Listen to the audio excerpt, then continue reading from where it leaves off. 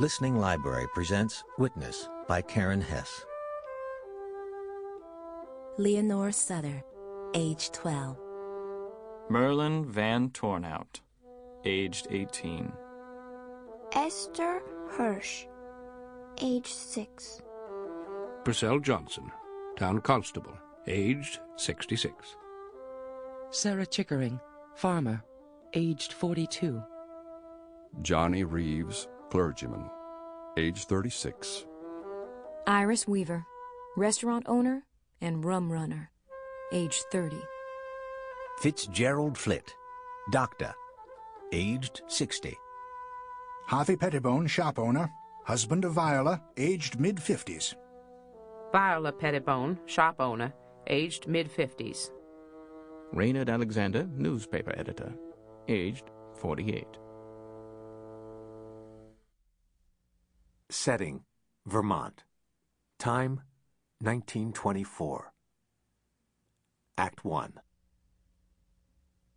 I don't know how Miss Harvey talked me into dancing in the Fountain of Youth. I don't know how she knew I danced at all, unless once, a long time ago, my mama told her so. But she did talk me into dancing.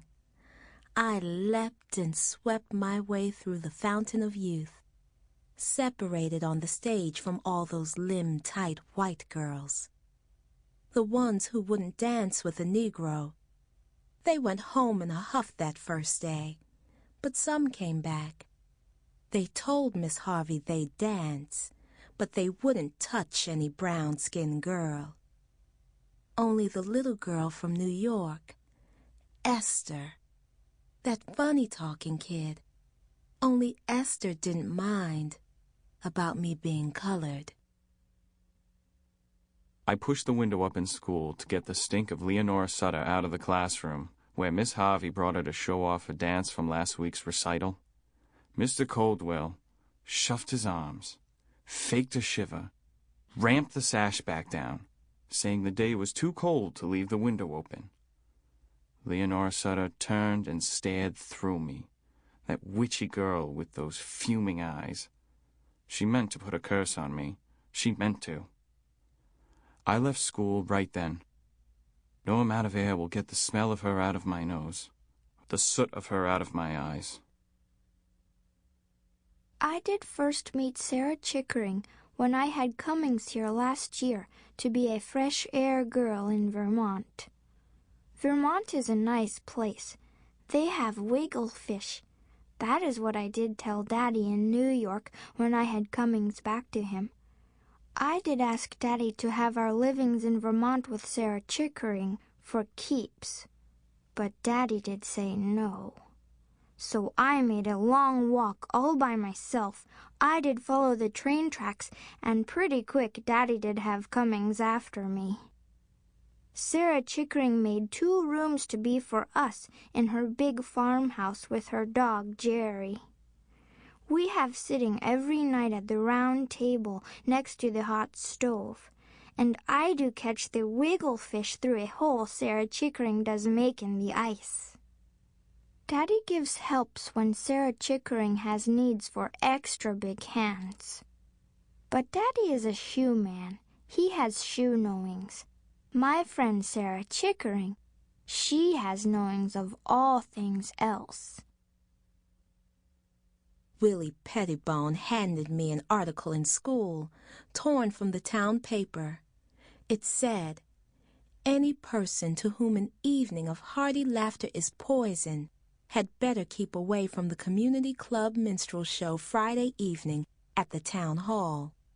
All others will be admitted for a night of fun brought to you by 22 genuine black-faced coons." Felt like skidding on ice as I read. Felt like twisting steel. Why can't folks just leave me alone? Daddy says, "How alone you want to be, Leanora? You're already nothing but a wild brown island." Roads were bad. Don't blame me. Not my fault. Those roads are nothing but hog wallow during a thaw. Folks ought to know that. Wright Sutter should have thought before bringing his wife and child along to town with him. That wasn't my fault. His horse and wagon miring down, stuck in the mud. I wasn't even on duty. Not my fault he couldn't get help. No one too energetic about helping a colored man hereabouts, even if he is a neighbor. Sutter, making deliveries, left his women folk in the wagon too long. Wife took a chill, waiting. She put a wrap around the little girl, Leanora. Sick all year, Sutter's wife was. Doc Flitt said she ought to go away to a sanatorium to get her health back. Wright Sutter didn't have money for that, even if there was a sanatorium for colored folk. The Sutter woman died this past spring. Well, don't blame me. The roads were bad. The preacher man, Johnny Reeves, did have sittings on the river bank where I do make the leaves and twigs float by in the ice green water.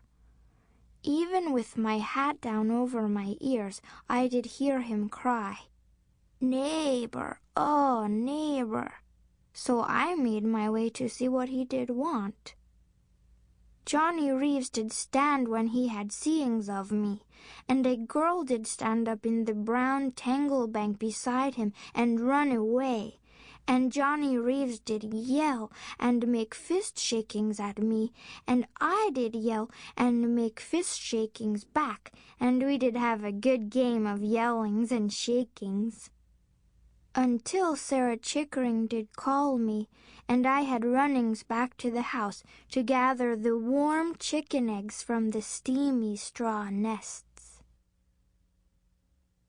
They made me mad. Willie Pettibone and some of the other boys, they said things about me and Daddy. I shouldn't let them get to me, but I'm flint quick these days. Willie said, "At the Klan meeting last night, the dragons talked about lighting you and your daddy up to get them some warmth on a cold day. You'd be cheap fuel, they said. They liked the smell of barbecue, they said." I turned my back on Willie Pettibone and walked out of school. I didn't know where I was going. I just walked out, without my coat, without my hat or rubbers. I didn't feel the cold. I was that scorched. The day was cold, bitter, below zero. Made you wish you'd been born inside a fur coat cold. Heavy sky, early dark, lamps already lit. Esther playing in the kitchen with her clothespin dolls, and Mr. Hirsh still at the shoe store. That's when Leanora Sutter, half frozen, showed up on my porch. She wore no coat. Her head was bare, no rubbers on her feet. Nothing but worn, thin school clothes standing between her and the teeth of winter. I brought her in, sat her on a chair by the stove, put a mug, the chipped one, of warm broth in her hands. Esther dragged my best quilt into the kitchen and worked it up over Leonora's shoulders. Only Esther would go lugging out the company best for a colored girl. I left Leanora there with Esther, ran the half-mile to Iris Weaver's restaurant. With the coffee flowing and the politics raging around me, phoned Doc Flitt and Constable Johnson. Let them know I had Leanora and she wasn't in any too good shape, and they'd better hurry along.